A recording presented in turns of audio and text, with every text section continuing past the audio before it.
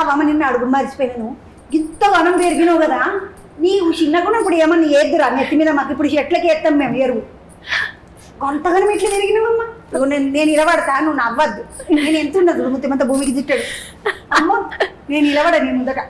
అయ్యో నేను కూర్చునే ఉంటాను.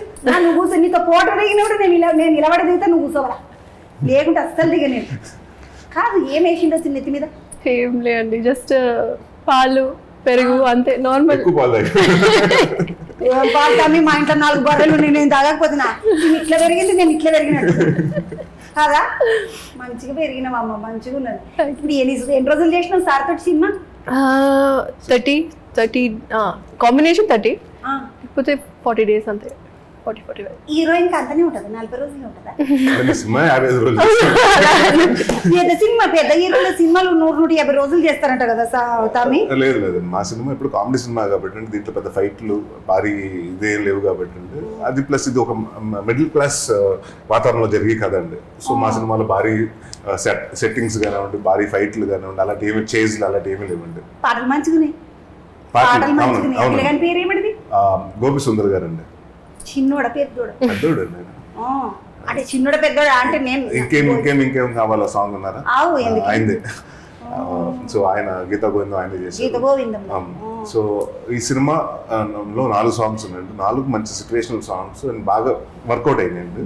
అండ్ కామెడీ సినిమాకి సాంగ్స్ ఎంత బాగుంటే అలా సేమ్ టైం మేము ఎంత కామెడీ చేసినా కూడా వెనకాల బ్యాక్గ్రౌండ్ స్కోర్ దాన్ని ఇంకా ఆడియన్స్ నవ్వించే విధంగా ఉండాలి. అది కూడా చాలా బాగా చేశారండి. ఆయన నేను అడిగినా అని చెప్పు, చంద్రబాబు అడిగినా అని చెప్పు, మనది ఎంతకన్నా నేను పుసుకున్నా.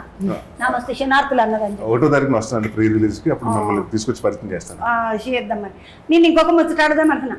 సినిమా రిలీజ్ కన్నా ముందే హీరోయిన్ కి పైసలన్నీ ముట్టి చెప్తారంట, పేమెంట్ కవరు. అర్థమైందా? అవును అర్థమైంది. వచ్చేసినాయా? మనకి వచ్చినాయా?